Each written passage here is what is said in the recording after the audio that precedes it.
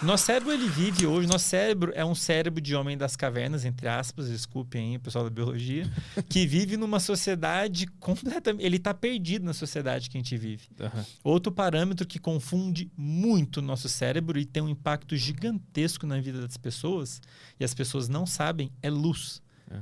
Então, muitas pessoas elas podem estar tendo problema para dormir, problemas com sintomas de depressão, problemas de aprendizado, de atenção, por conta do como elas estão se expondo à luz. Eu falo isso pra caramba lá no Instagram, a galera pira, assim, porque ninguém imagina isso.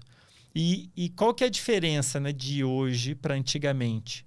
Hoje nós temos a luz artificial, que fica acesa quando a gente quer, inclusive quando não era para ter luz, que é de noite. Antigamente era como? Nós somos animais diurnos, né? Antigamente a gente tinha luz quando tinha sol. Nascia, o sol se punha, tudo bem que tinha o fogo ali, né? Depois que a gente dominou o fogo, tinha um fogo um tempinho. Mas primeiro que é uma luz de intensidade completamente diferente. E segundo que a gente não conseguia ficar mantendo fogo por tanto tempo, igual a gente mantém um iPad, um computador na sua cara ligada até altas horas da madrugada, né? E isso, cara, faz o seu cérebro ficar muito confuso. Porque a luz é um dos principais estímulos que o nosso cérebro usa para saber que horas são. Nosso cérebro tem um mecanismo natural que marca a passagem do tempo. E isso foi importante ao longo da evolução, porque esse reloginho, na verdade a gente tem reloginhos distribuídos no corpo inteiro. Todas as células do corpo têm um reloginho natural, meio que marcando a hora. E tem um reloginho mestre no cérebro que coordena todos os outros. Então, dependendo da hora do dia, da hora que as células acham que ela modula a sua atividade. Qual que é a ideia? Era natural a gente estar mais ativo quando tinha luz, porque a gente vê e faz as coisas, e menos ativo de noite, quando é o momento que a gente ia dormir, né? Então, todos os animais têm esse mecanismo, todos, inclusive plantas. Tem plantinha que abre e fecha a folhinha, e dependendo do horário do dia. Por quê? Ela quer estar com a folha aberta durante o dia, fazer fotossíntese e fechada à noite. Então, os organismos eles têm esse mecanismo que marca a passagem. Isso é uma coisa que é muito maneiro, porque é uma coisa que parece que está presente em todos os organismos.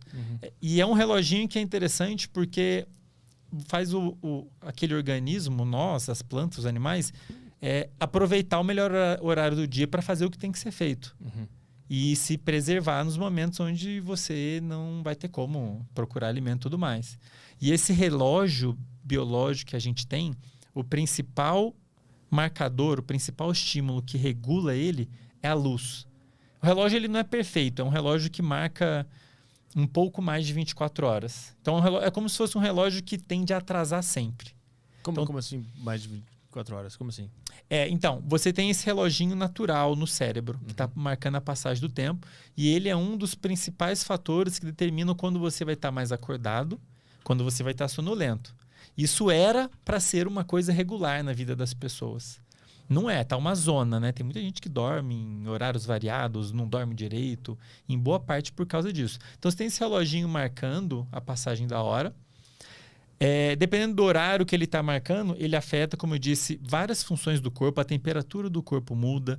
O horário que os músculos está mais ativo, propício para atividade física, é um horário específico. O horário em que seu sistema endócrino e gastrointestinal está mais adequado para metabolizar alimentos tem um horário específico. Então, tem várias funções do corpo e do cérebro que são moduladas pelo horário do dia, pelo horário que esse reloginho está marcando, inclusive o sono.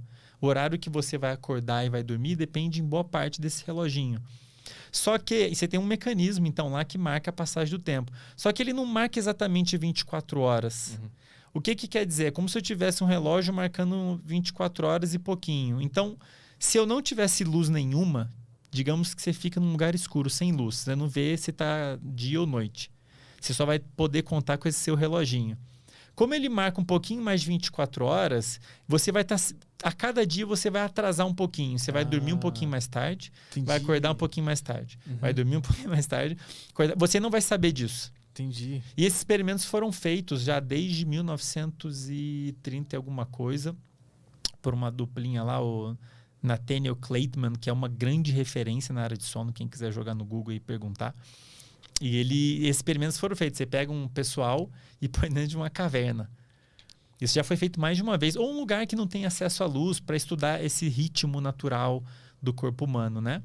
Então, você tem esse reloginho biológico programado na nossa genética para marcar a passagem do tempo. Só que ele não consegue, ele não marca exatamente 24 horas. Isso varia de pessoa para pessoa. Tem pessoas que marcam 25, tem pessoas que marcam...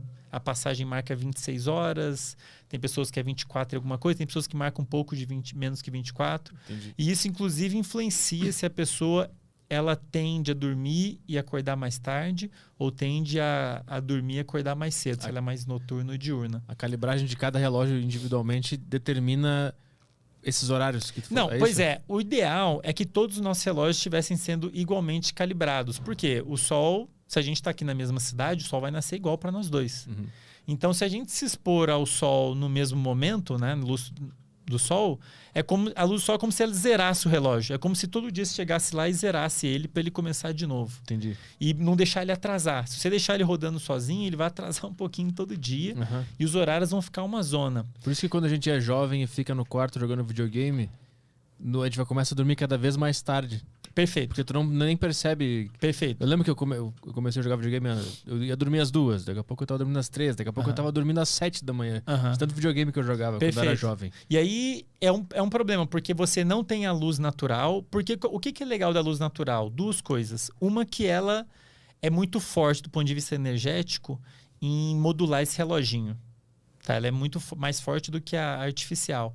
Mas um outro motivo mais importante é que a gente não tem como controlar ela. Quem controla é o nascer e o pôr do sol. Então, assim, é um marcador externo que é garantido que vai acontecer no mesmo horário. Então, assim, é uma forma muito boa da gente conseguir manter o nosso relógio sempre ajustadinho. É se expor o máximo possível à luz natural.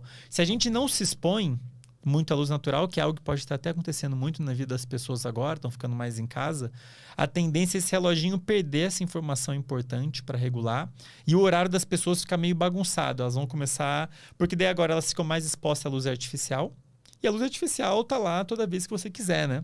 Então, tá de noite, o seu cérebro acha que tá de dia. Mas a luz artificial, o teu corpo interpreta como fosse a luz natural? Sim. Tá. Depende do quanto você se expõe à luz natural. Qual que é o ideal? Que eu até falo pra caramba pras pessoas. Se expõe o máximo à luz natural, especialmente de manhã, logo depois de acordar. Porque daí seu reloginho sabe, o dia começou agora. E ele zera, como se ele zerasse o relógio. Se você começa a fazer isso, você regula o seu reloginho, você naturalmente começa a querer dormir e acordar sempre no mesmo horário. E isso é ótimo.